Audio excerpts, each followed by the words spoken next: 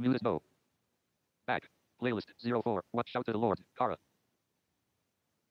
Sapak Andy Abang I offer my luck Dakalan Katapatan. The Blind Unity Devotion I. Nature underscore Abang Andios Parasa. Select. Underscore under talks. Now playing. Oh, music yes.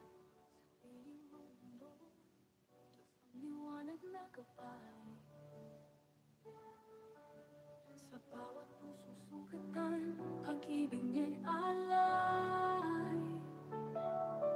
The blind unity devotion, tinig ng pag-asa at kapayapaan. Sa salita ng Diyos tayo'y magkaisa sa kanyang harapan. The blind unity nightlife devotion, sa presensya ng Diyos tayo'y magtipon.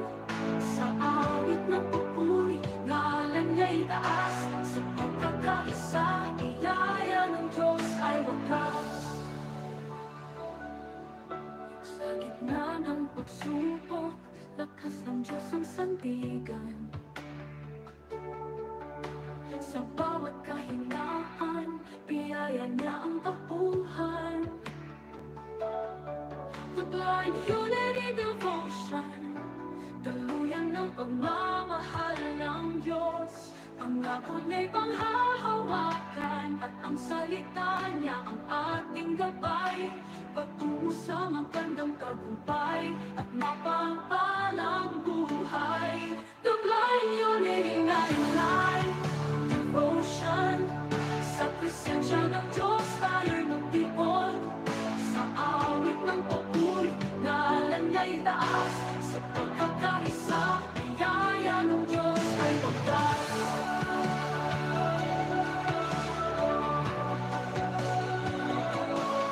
Mata ng Diyos nakikita ang pusong isipan.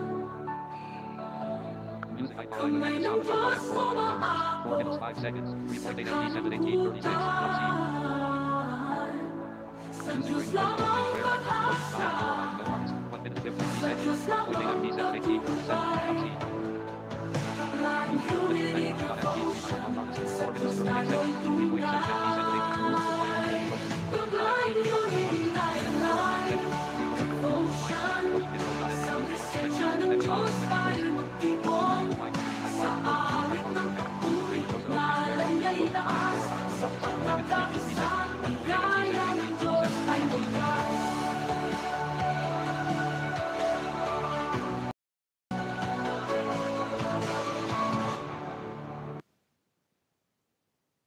Okay, magandang gabi. Naku po, pasensya na po sa ating mga mga tawag dito. Hindi inaasahang mga technical issue. Yun, naku po. Welcome muli sa ating live stream. Hindi ko na po tuloy nalagyan ng title. Pero di bali, edit ko na lang.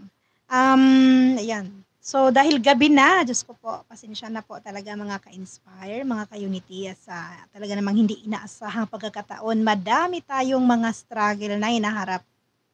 Pero, hindi pumapayag ang ating Panginoon na hindi matutuloy ang gawaing ito. Sa gabing ito, ang ating The Blind Unity Night Live Devotion. Just stand by, tayo ay mag-uumpisa na sa ating gawain ng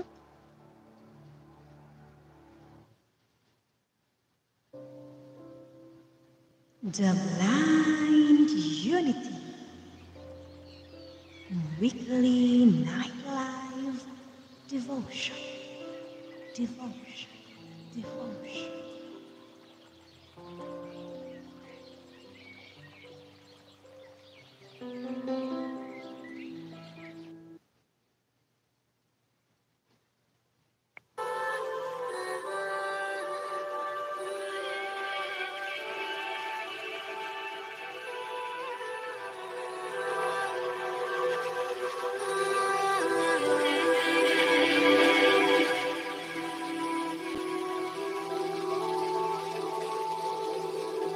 The Blind Unity Night Live Devotion. Nightlife Devotion. Devotion. Devotion.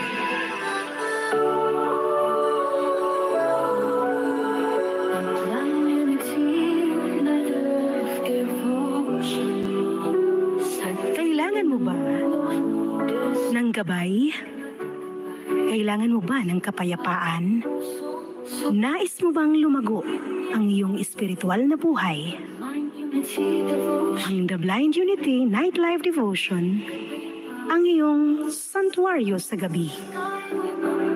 Tuwing Huwebes, kung saan mapapakinggan ang banal na mga salita ng Diyos, nagbibigay liwanag at pag-asa. Kung ikaw ay dati nang kabilang sa amin, o ngayon pa lamang makikinig, halina't makiisa at maranasan ang presensya ng Diyos. Kasama si Pastora Faith Eunice Robante. Tuwing Huwebes, alas 8 ng gabi hanggang 9:30. Live na mapapakinggan sa aming The Blind Unity Team Talk server at mapapanood sa aming YouTube channel, The Blind Unity Official. Masubaybayan niyo rin po ito sa aming Facebook page.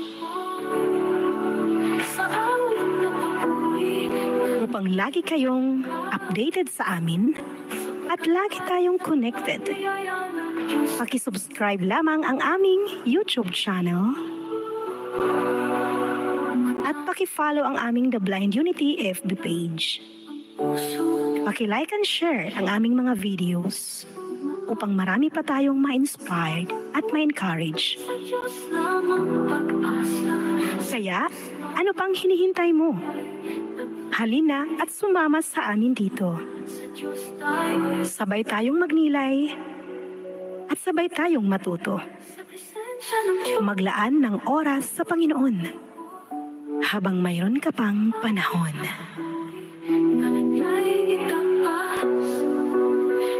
The Blind Unity Nightlife Devotion. Nightlife Devotion. Nightlife Devotion. Nightlife Devotion. Devotion. Devotion.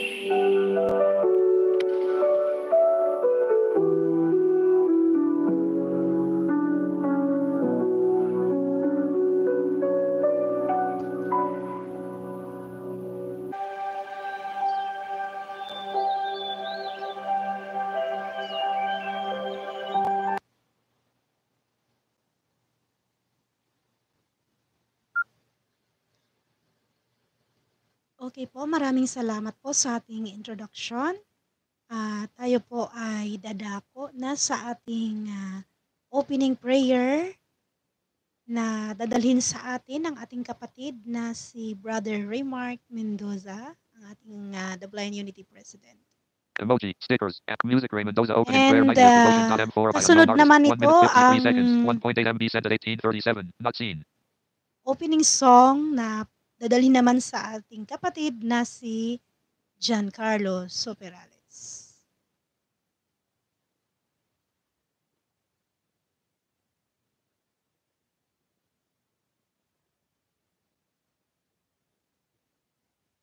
Accept 6, 6, 50, 40, 40, 33.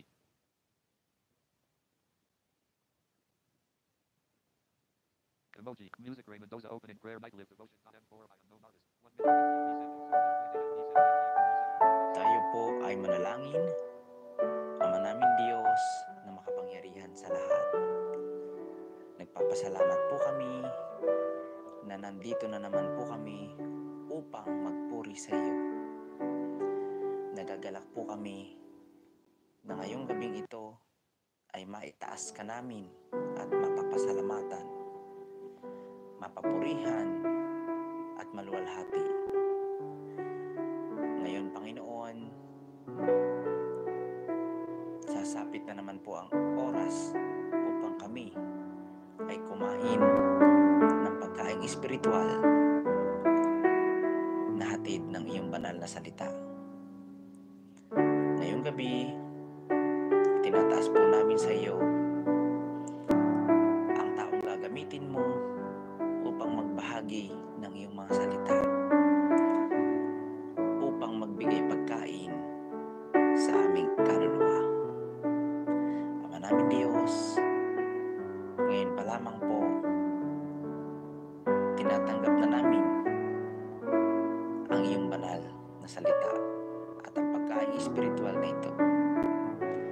Panginoon, gabayan niyo po kami araw-araw upang patuloy naming magampanan ang mga tungkulin na iniaatas mo sa bawat isa sa amin. Ang lahat ng ito ay aming dinadalangin sa iyo sa makapangyarihang pangalan ng aming Panginoong Hesus. Amen and Amen.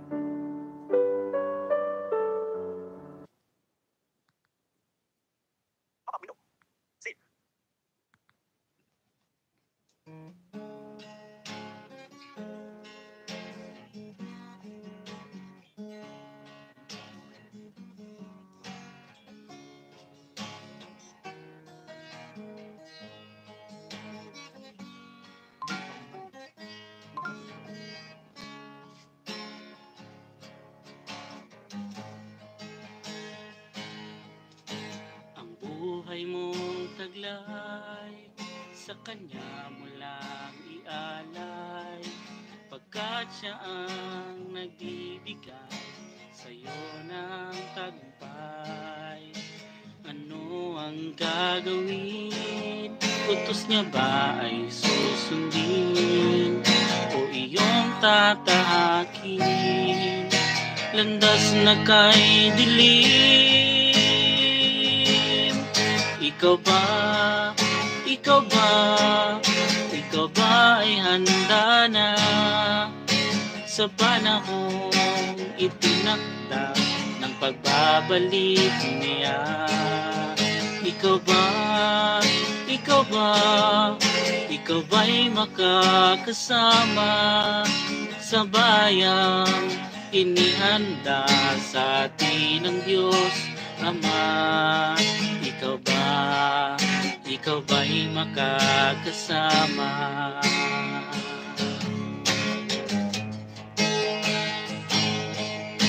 Ang araw ng wakas ay malapit na.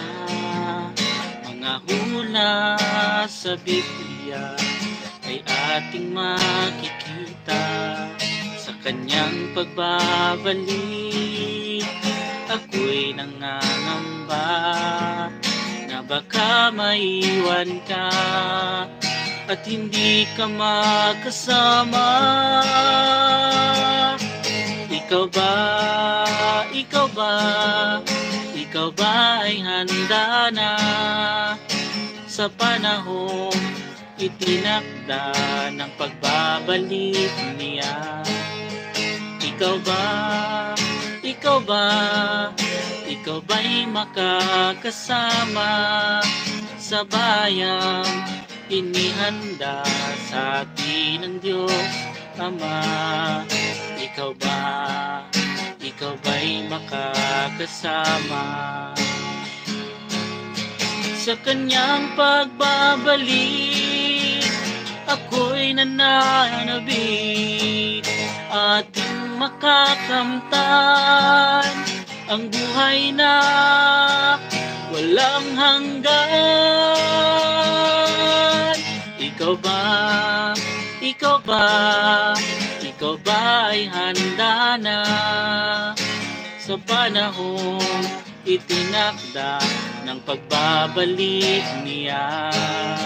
Ikaw ba, ikaw ba, ikaw ba'y makakasama sa bayang inihanda sa atin ng Diyos Ama?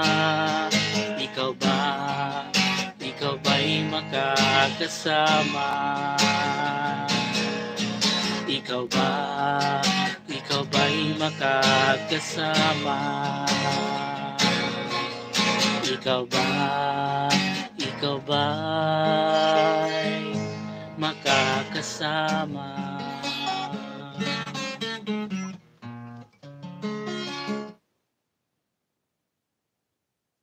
Okay, maraming salamat po sa ating dalawang kapatid na si Brother Ray Mendoza at si Brother John Carlo sa opening song at opening prayer, no, na kanilang inihahatid.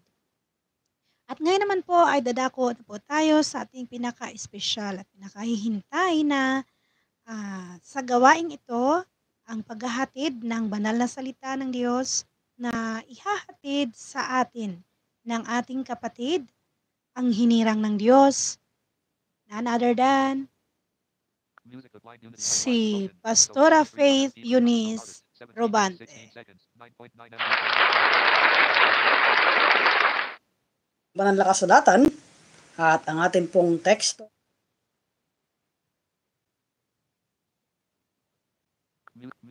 Attack record voice message. Go my son number call button. More option. Unknown artist. Play button. 2x playback button. Close audio player button. Music March 20th. 10 point. Music of Blind Unity Night Live Devotion. Episode. ang ating pong teksto ay matatagpuan sa Aklat ng Santiago, Kabanata 1, talata 19 hanggang 27. James chapter 1 verses 19 to 27. At ganito po ang sinasabi: Unawain ninyo ito, mga kapatid kong minamahal. Maging alisto kayo sa pakikinig, dahil dahan-dahan sa pagsasalita at huwag agad magagalit. Sapagkat ang galit ay hindi nakakatulong upang ang tao'y maging kalugod-lugod sa paningin ng Diyos. Kaya talikuran na ninyo ang inyong maruruming gawa at alisin ang masasamang asal at may pagpapakumbabang tanggapin ang salita ng Diyos na itinanim sa inyong puso. Ang salitang ito ang makakapagligtas sa inyo. Mamuhay kayo ayon sa salita ng Diyos. Kung ito'y pinapakinggan lamang ninyo, isinasagawa, dinadaya ninyo ang inyong sarili. Sapagkat ang nakikinig ng salita, ngunit hindi sumusunod dito, ay katulad ng isang taong tumingin sa salamin, at pagkatapos tingnan mabuti ang sarili, ay umalis at kinakalimutan ng kanyang ayos. Ang taong ang pagpapalain ng Diyos sa lahat ng kanyang gawain ay ang taong nagsasaliksik at nagpapatuloy sa pagsunod sa kautosang ganap na nagpapalaya sa tao. Siya ang taong gumagawa at hindi nakikinig lamang at pagkatapos ay nakakalimot. Kung inaakala ni numan na siya'y reliyoso, ngunit hindi naman siya marunong magpigil ng dila, dinadaya lamang niya ang kanyang sarili. Walang kabuluhan ang kanyang pagiging reliyoso.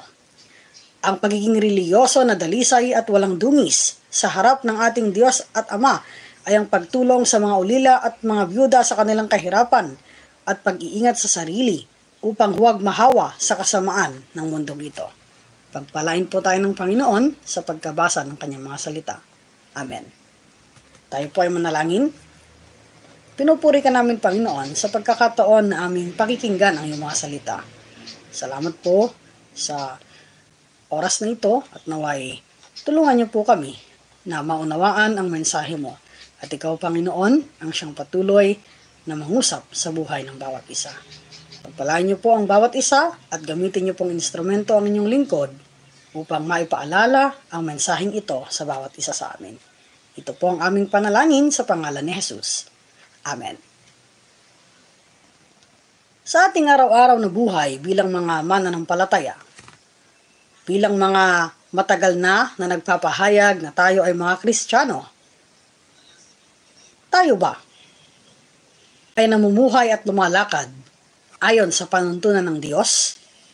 O ito ay alam lamang natin at pinapakinggan, pero sa ating buhay, hindi naman natin ginagawa? Bilang mga mananampalataya, mga kapatid, isa sa napakalaking hamon sa atin ay ang ipamuhay ang bawat salita ng Diyos na ating nababasa at naririnig. Kasi bahagi iyan ng ating pagpapahayag ng Ebanghelyo. Ang pagsasapamuhay ay hindi lamang kasi isang tungkulin, kundi isang buhay ng bawat isa.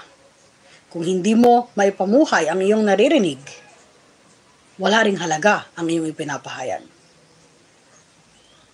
Ang Aklat ng Santiago ay isang pangkalahatang epistola o sulat sa pangkalahatang Kristiyano na naglalaman ng mga praktikal na pagsasapamuhay ng salita ng Diyos. Si Santiago ay ipinaalala sa mga mananampalataya. Kung babalikan natin ang mga naunang talata, ay ipinaalala ang kahalagahan ng patuloy na pagiging tapat sa gitna ng mga pagsubok. Na ang pagsubok ay nagpapatatag. At kailanman ang Diyos ay hindi yan nanunukso sa tuwing darating ang pagsubok, kung hindi ang tukso ay dumarating sa buhay ng tao dahil ito ay nagsisimula sa kanyang puso, sa kanyang isip, at pagkatapos ay kanyang magagawa. Kaya yung mga talata na ating binasa ay bahagi ng pagpapaalalang ito. At dito ay sinabi ang kahalagahan kung paano mamuhay ayon sa pananampalatayang ito. Kasi anuman na ating narinig, inaasahan na ating gagawin. Sa mga talata 19 hanggang 21, makikita natin ang paalala kung paano ba dapat ipamuhay ang bawat ating naririnig. Sabi niya, maging alisto kayo sa pakikinig. Dahan-dahan sa pagsasalita at huwag agad magagalit. Pag sinabing alisto, ibig sabihin yan ay talagang pakikinggan mo ng buo. Pakikinggang mabuti. Hindi yung narinig lang, tama na. Kailangan pakinggan mong mabuti at unawain mo ang bawat sinasabi, ang bawat salita ng Diyos na iyong nababasa. Kaya pala para ito'y maipamuhay, ang sabi niya ay maging alisto kayo sa pakikinig. Ibig sabihin ay ilaalaan mo ang iyong focus para makinig. Wala kang gagawing anuman na aabala sa iyo para pakinggan ang salita ng Diyos. Kaya sabi niya, maging alisto kayo sa pakikinig. Ang sabi niya pa ay dahan-dahan sa pagsasalita. Alam niyo po, ang pagsasalita ay napakabisang instrumento ng pakikipagkomunikasyon. Kasi sa pamamagitan ng pagsasalita, naipapahayag natin ang ating mga saloobin, lahat ng nais nating sabihin. Pero ang pagsasalita rin ay nagiging daan para makasakit tayo ng iba, makapaglayo ng iba sa Panginoon, at maging dahilan tayo para matisod ang iba. Kaya nga, kahit sa aklat ng mga kawikaan ay laging sinasabi na ang pagsasalita ay dapat na may panahon, dapat iangkop at hindi basta-bastang nagsalita. Kasi anumang sasabihin natin, kung hindi naman ito naaangkop at hindi natin pinag-isipan, maaaring makasakit sa iba. Kaya sabi niya, dahan-dahan sa pagsasalita. Kumusta po tayo pag tayo ay nakikipag-usap, nakikisalamuha? Dahan-dahan ba? O hindi? Sa ating buhay, malaking hamon ito.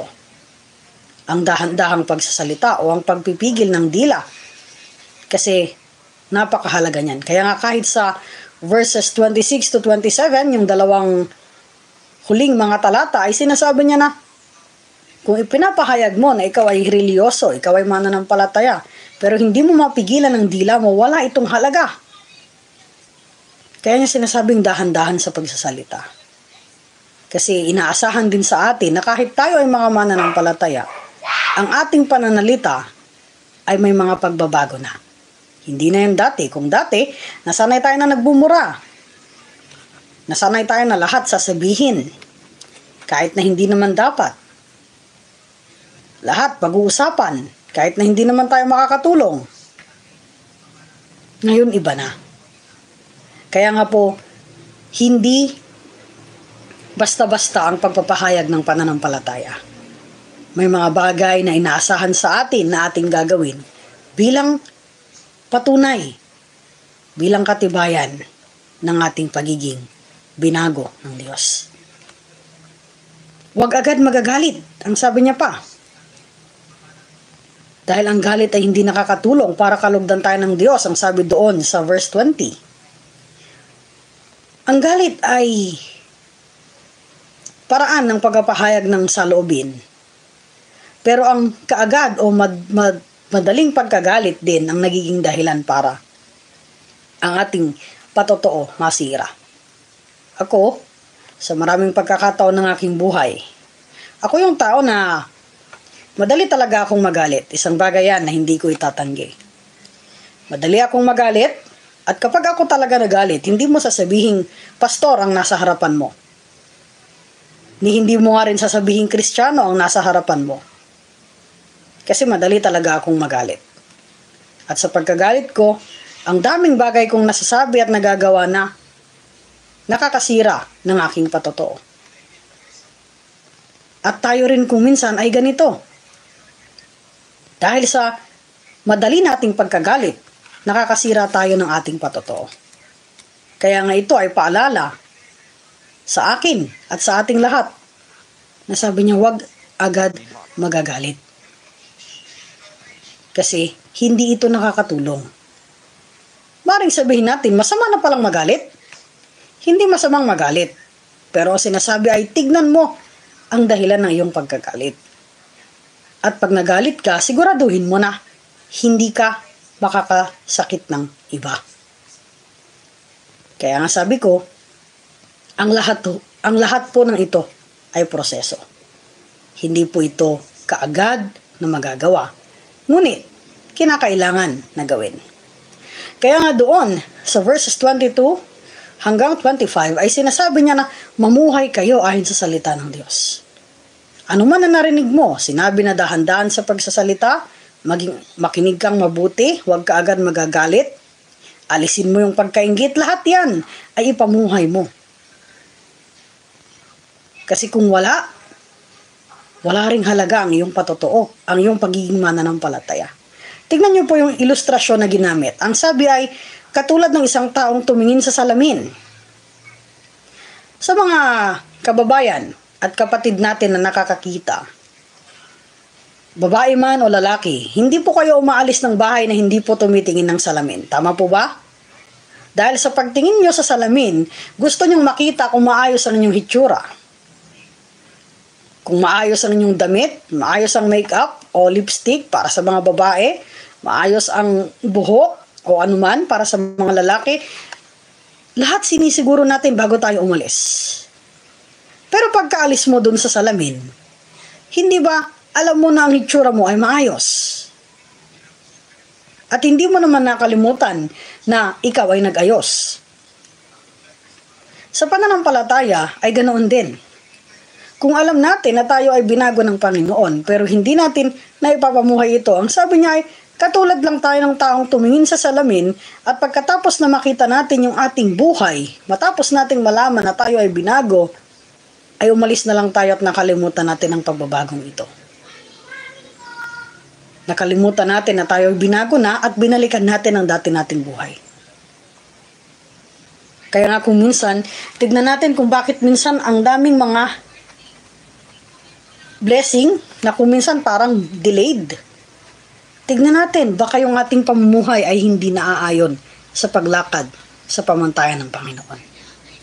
Tandaan natin na ang salita ng Diyos, ito ay ating buhay. Hindi lamang ito isang do's and don'ts. Ito ay buhay natin na dapat nating ipinapamuhay.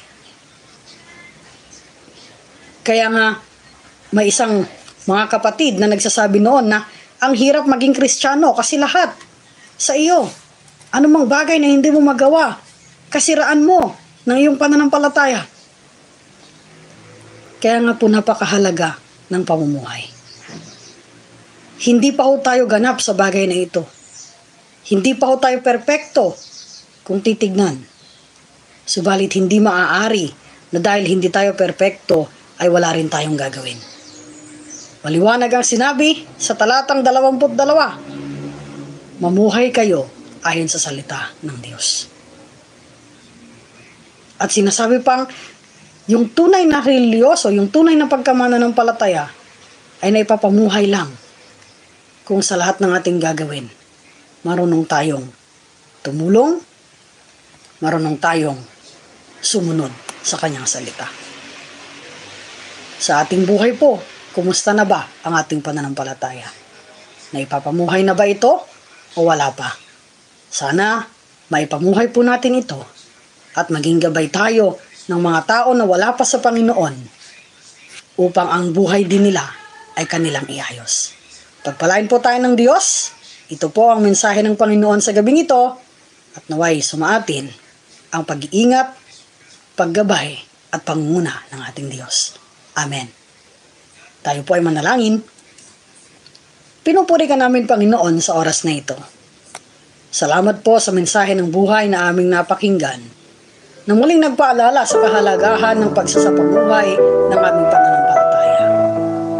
Salamat po na naging paalala ito sa amin na walang exempted dito. Kami man ay manggagawa ng iglesia, kami man ay mga leader ng iglesia, leader ng mga online ministries, leader ng iba't ibang mga larangan. Kung kami ay nagpapahayag na iyong mga anak, napakahalaga ng pamumuhay na ito. Kaya patawarin niyo po kami kung may mga pagkakataon sa aming buhay na hirap kami o di naman kaya ayaw namin gawin na ipamuhay ang iyong mga salita.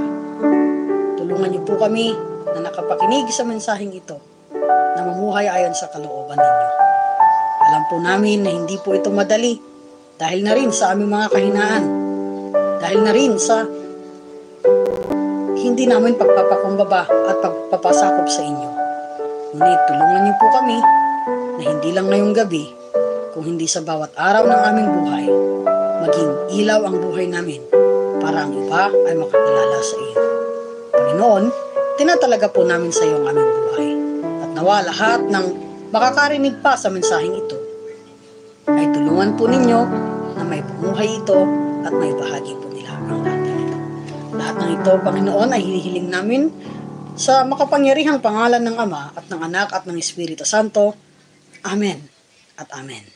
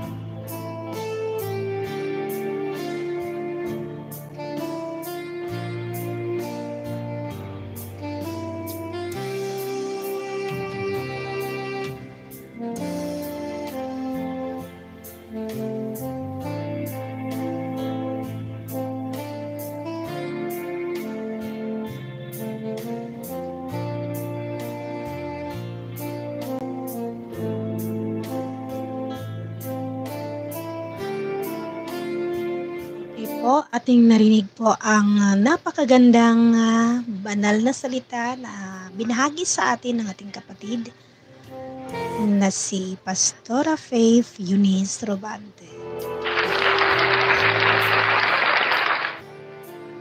Yun, tunay nga po na napakaganda at napakadakila ng ating Panginoon. Sa kabila ng ating mga pagkakasala sa Kanya, sa kabila ng mga pagkukulang natin,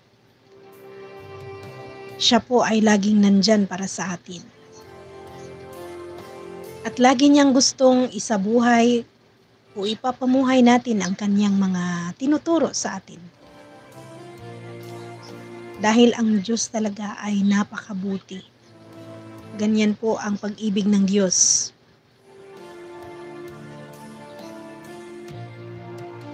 Kaya lang nakakalungkot no na maraming nananampalataya pero wala sa gawa. Maraming nananampalataya, maraming nagsasabi na sila po ay isang Kristiyano, isang mananampalataya. Pero hindi naman nakikita sa kanilang buhay. Hindi naman nakikita sa gawa. Mahirap kasi po pag puro tayo salita, puro salita, pero wala sa gawa. Kasi may kasabihan po tayo na patay ang pananampalataya kung wala rin pong gawa. Kaya sana po sa mga naibahagi or sa naibahagi ngayon sa atin ng ating ngabang lingkod na si Pastora Faith Eunice, ang hinirang ng Diyos, na ating mai-apply sa ating buhay, sa araw-araw ng ating buhay. Maisabuhay natin ang kanyang banal na salita ng Diyos. Gawin na po natin ang gabay. Gawin nawa natin na sa araw-araw, yun ang ating gawing patnubay sa atin upang di tayo maligaw ng landas sa buhay natin. Ako po, aminin ko, ako po ay isang napakasensitibong tao. Ako po ay isang madaling magtampo, madaling magalit din pag talaga namang kagalit-galit na yung nangyayari, no? Kung mayroon tayong mga kapatiran na minsan mahilig sa yung mga namimikon, no? Parang ganun. Na akala minsan ay biro pala, totoo na. Parang ganun. Tapos yung hindi naman araw-araw na in the mood yung tao, kumbaga. So, pag seryoso yung tao, tas maraming mga bagay na akala nila okay lang, lahat, lagi, palagi, ganun. Talagang nakakagalit yun kapag mayroon kang daladalang iniisip, no? Mabigat na problema, mabigat na iniisip, kumbaga. Pero hindi pala ganun dapat. Dapat pala nasa lugar na ilagay din natin sa tama ang ating pagkagalit.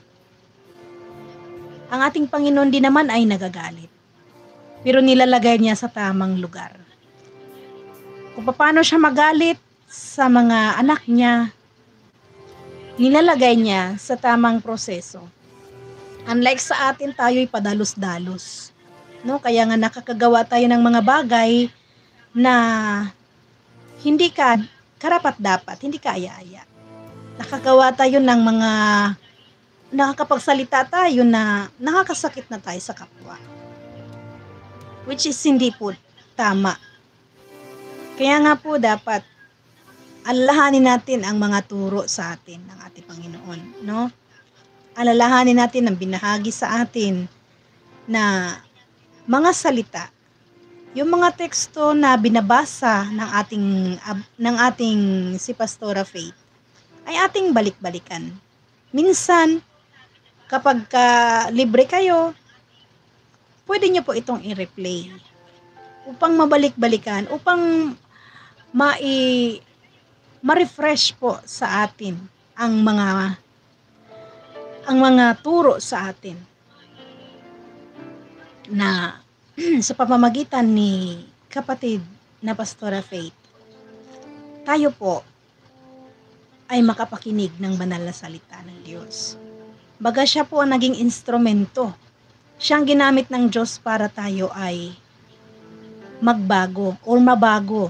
Hindi lang mabago, kundi maisabuhay natin ang ating pagbabago. Kasi binago naman na tayo ng Diyos. Buhat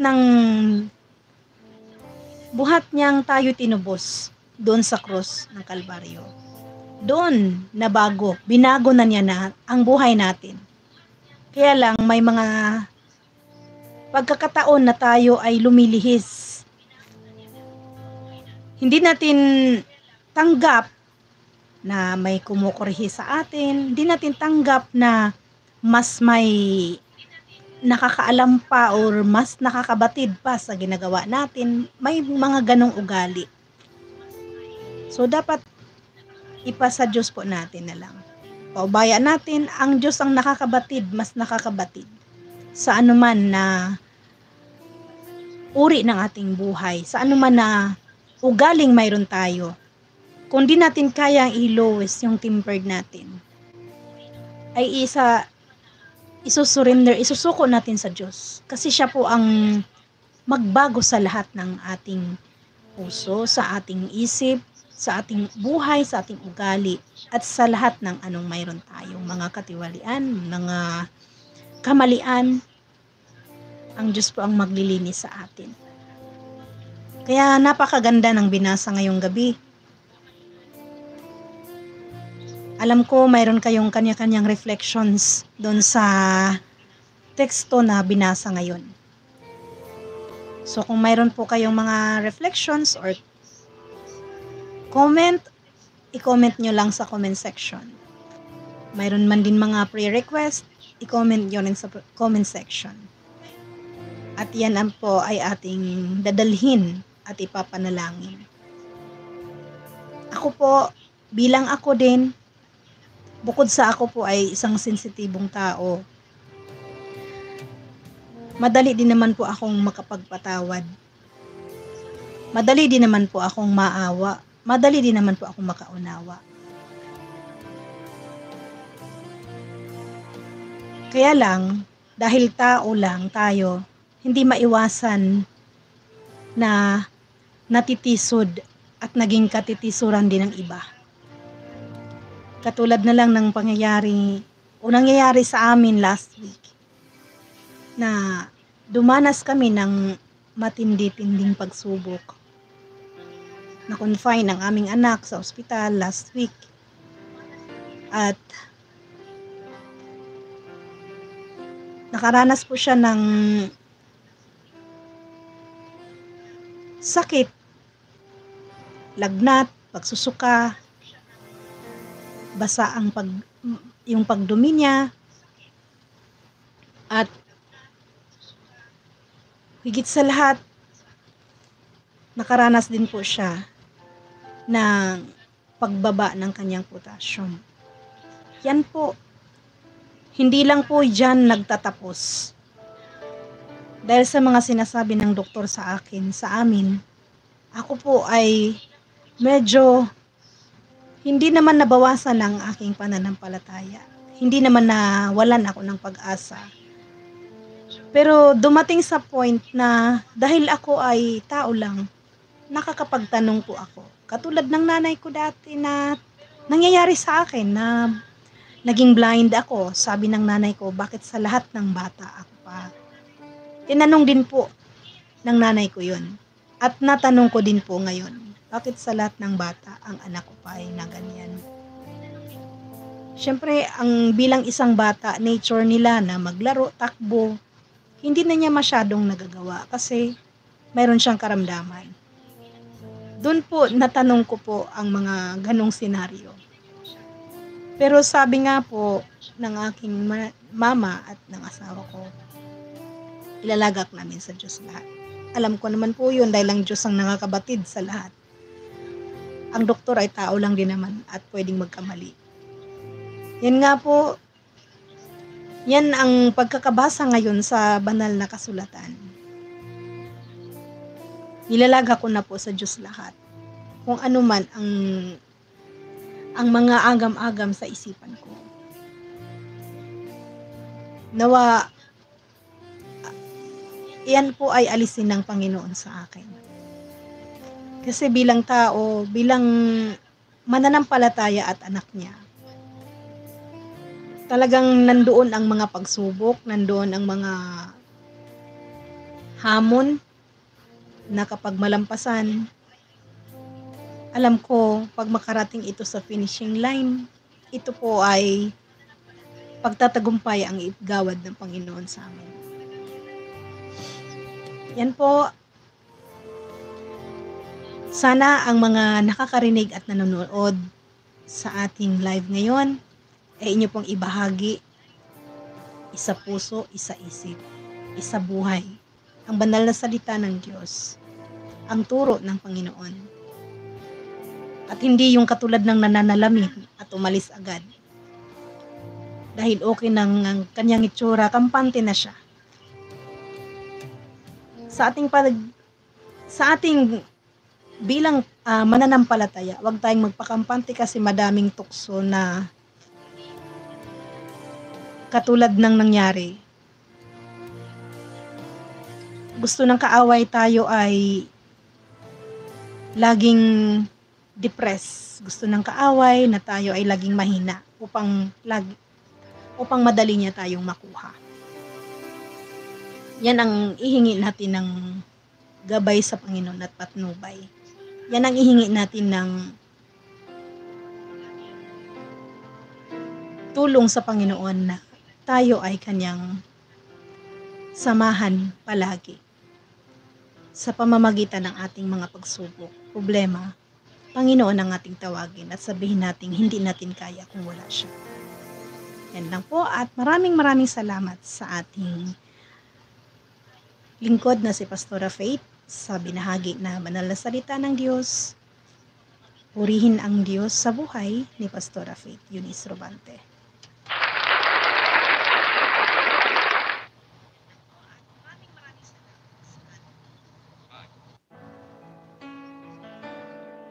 Ngayon po dadako na po tayo sa ating mga prayer request. Kung mayroon man po kayong mga prayer request po, ay atin pong isasama sa panalangin ng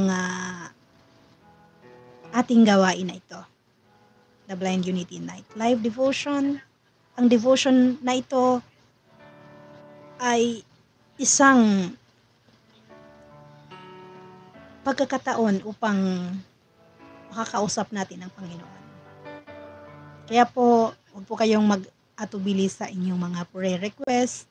Huwag po kayong mailang mag-comment sa comment section kung ano po ang inyong nais ipapanalangin, nais niyong hilingin para sa buhay niyo. Hilingin ninyo sa ating Panginoon. Magpanalanginan po ang bawat isa.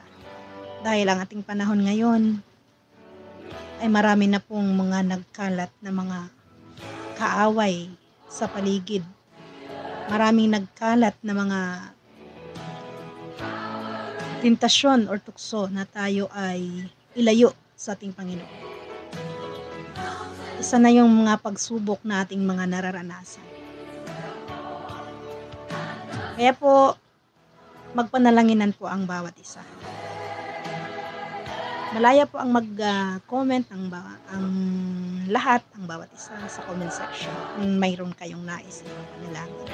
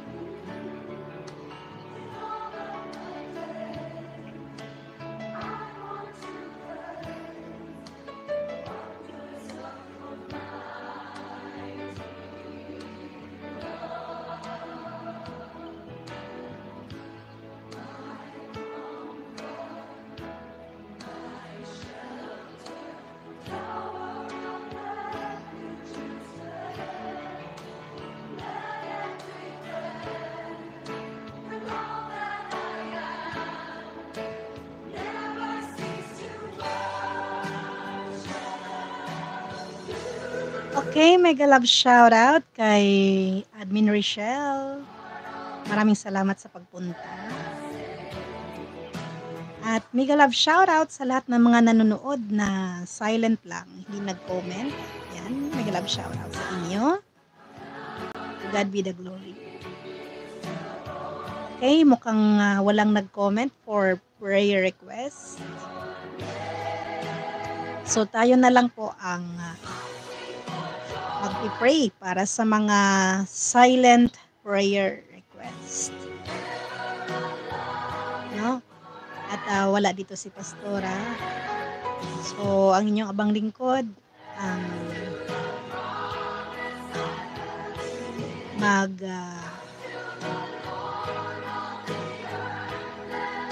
manalangin para sa atin.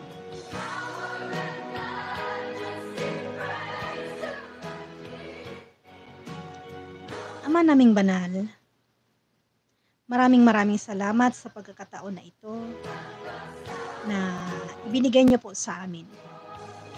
Maraming salamat at natuloy pa rin ang gawain na ito sa bagamat sa mga maraming struggle na nahaharap namin ngayong gabing ito. At patawad at na-end ko po yung live kanina sa kadahilanang hindi maririnig ang sound natin.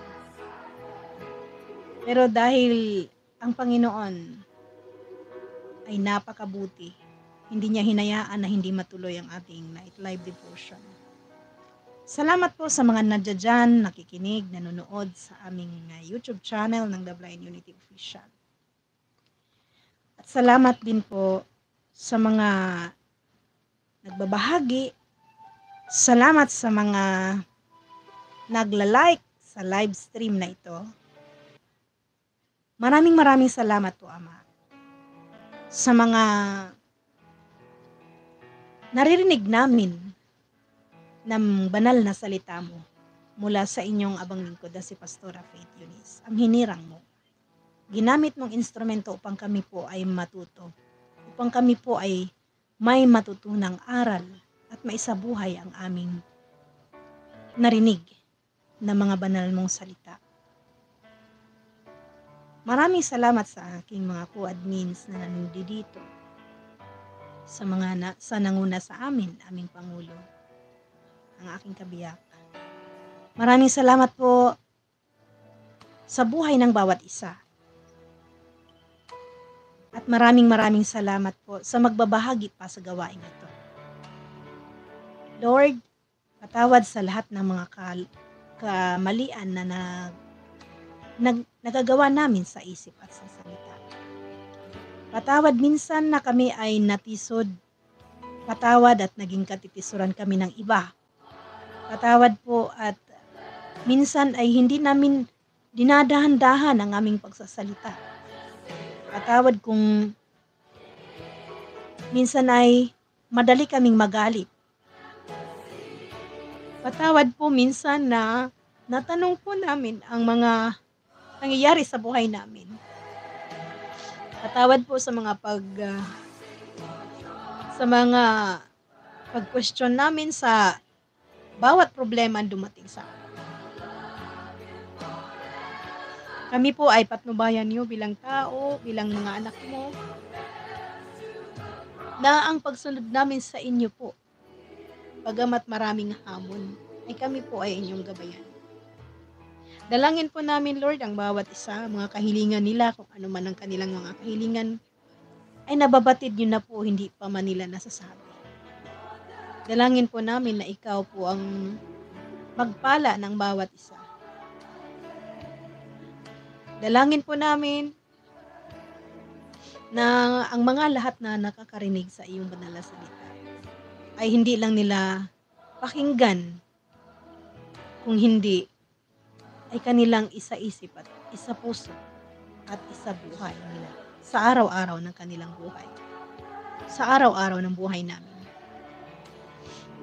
At dalangin ko po ang aming anak na si Prince William na nadiagnose sa doktor na bukod sa kanyang nararamdaman na bumaba ang kanyang potassium at mauwi sa hindi maganda, I declare, Lord, in Jesus' name, ikaw po ang maggawad ng kagalingan sa kanya.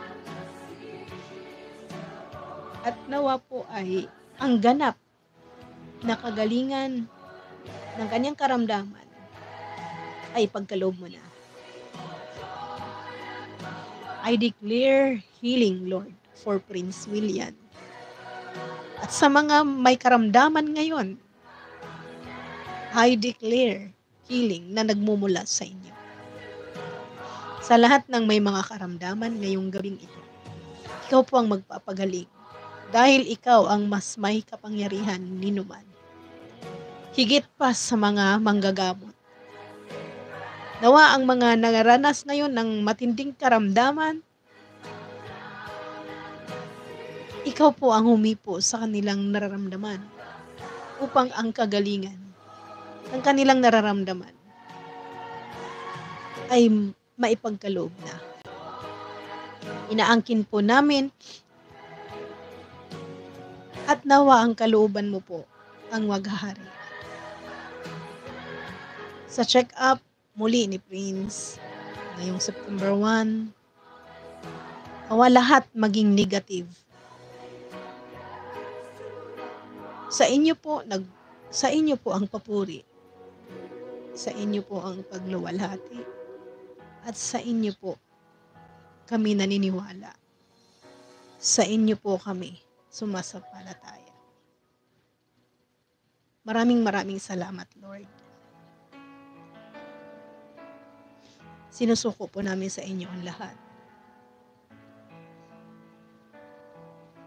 Karamdamang physical, financial,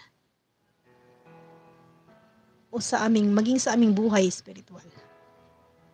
Bakuran mo ng banal mong makapangyarihan ang bahay na ito, ang aming tahanan at ang tahanan ng bawat isa. Bakuran mo ng iyong banal na makapangyarihan ang The Blind Unity Group na patuloy lumago. Bigyan mo po ng karunungan ang bawat namamalakad, namamahala, ang mga officers, admins, chairman, at hanggang sa mga miyembro ng opisyal at asosasyon. Makamit namin ang aming minimiti na ang bawat isa ay may pagkakaisa sa magandang layunin. Gamitin mo pong instrumento ang devotion na ito upang kami ay mag-grow sa pananampalataya namin sa inyo, sa paniniwala namin sa inyo. At sa aming pagpapahinga, gabayan niyo po kami. Padalhan mo kami ng mga anghel na magbalantay sa amin upang magising kami sa umaga at taglay namin ang bagong sigla. Maraming salamat po, Ama. Maraming salamat po sa lahat. In Jesus' name, we trust and pray. Amen. Amen. And amen.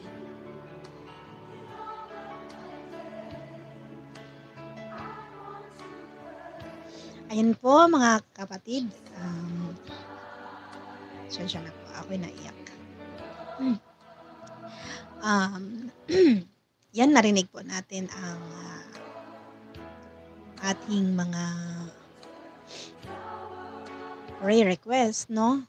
Bagamat hindi na i-comment sa comment section ng ating mga kapatiran, pero yan po ay tinugon na ng ating Panginoon. Sabi nga, hindi pa man natin naibuka ang ating bibig, alam na ng Diyos ang ating puso at isipan. Kung ano ang ating pangangailangan, kung ano ang ating ninanais. Kaya ngayon pa lang, lahat ay ipinagkaloob niya sa atin. Pagpapala, biyaya sa ating buhay. Yan, maraming salamat po sa pagtangkilik ninyo po ulit dito sa ating Weekly Night Live Devotion, episode 22. At sa susunod na Webes, Lord willing, magsama-sama ulit tayo. Magkita-kita ulit tayo sa episode 23 ng ating Weekly Night Live Devotion ng The Blind Unity. Kaya tutok lang po kayo sa ating mga programang na inilunsad dito sa ating YouTube channel. At sa mga hindi pa natin subscribers, paki-subscribe sa ating YouTube channel, The Blind Unity Official. At sa ating Facebook page, paki-follow po sa hindi pa natin followers. Kung updated kayo, palagi sa amin sa mga content na aming ilalabas, i-upload. Lalo na po sa ating Weekly Night Live Devotion. Sa ngalan sa aking mga partners ng The Blind Unity, ating chairman, Rovel Colliantes, ang ating President, Ray Mendoza, Vice President Jigs Martinez, sa ating Secretary na si Giancarlo Soperales, at syempre ang inyong taga-ingat yaman na ito, Lady MZ. Of course, sa ating auditor, Rolando Cantera, at sa ating planning and ating business manager na si Stanley Mark Galay. Ang ating presider sana, kaso nga lang hindi nakarating dahil sa malakas ang ulan sa lugar nila. Tumawag naman po siya. Ayan. Kaya, alam na ni Lord yon, gusto ng puso ng ating partner, pero hindi nga siya makapag join sa ating live gawa ng walang signal dahil sa malakas na ulan. Ayun. At syempre sa ating counseling na si Erwin Domingo, si Admin Rachel, ang ating PIO, at Admin Vincent, at si Pastora Faith Eunice Rubante, ang ating spiritual advisor, tagapagbahagi ng banal na salita. Maraming salamat po. Kita-kita po ulit tayo sa susunod na Webes, Lord willing, sa ating The Blind Unity Nightlife Devotion. Nightlife Devotion.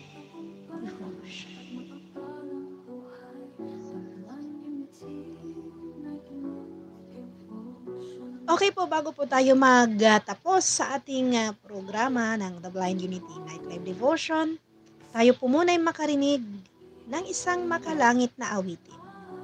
Ihahatid po ng inyong abang lingkod.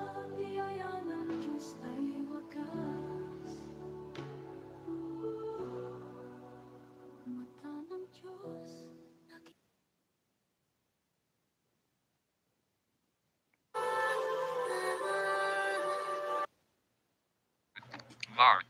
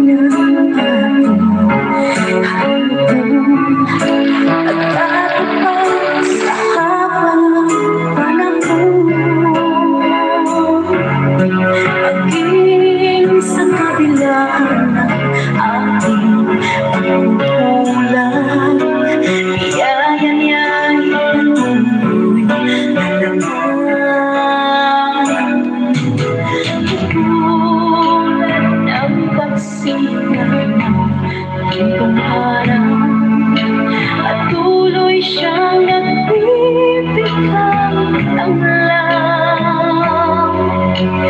Kaya't sa puso ko damdamin, katapatan niya'y aking purihin.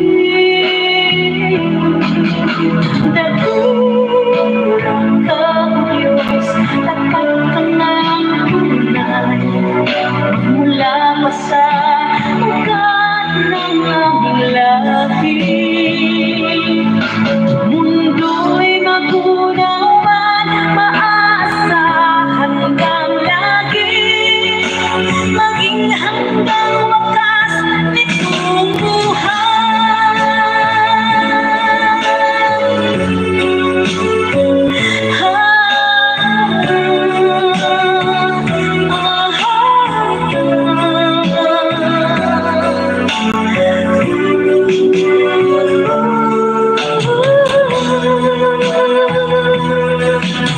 kaya Diyos, ika'y aking purihin, sa mundo'y aking awitin. Dakilang iyong katapatan, pag-ibig mo'y walang hanggan. Dakilang ang Diyos, tapat ng aming tunay, magmula pa sa ugat ng aming lahi. Mundo'y magunaw man, maaasahan kang lagi, maging hanggang wakas nitong buhay.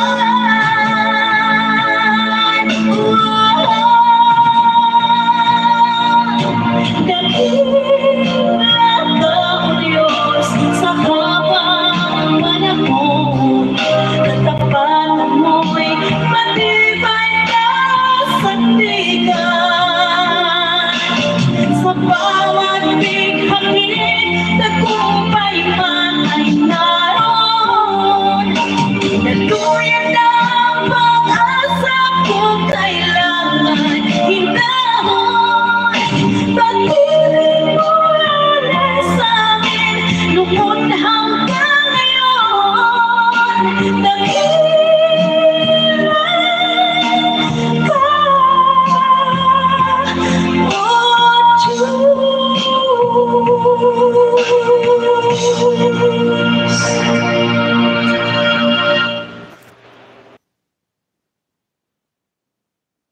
Maraming salamat po at hanggang sa muli, ito po ang inyong abang lingkod, Lady MZ, ang nagsasabi palagi sa bawat problema, pagsubok at hamon sa ating buhay, laban lang dahil ang Diyos ang ating laging katuwang. Bye-bye. God bless us all.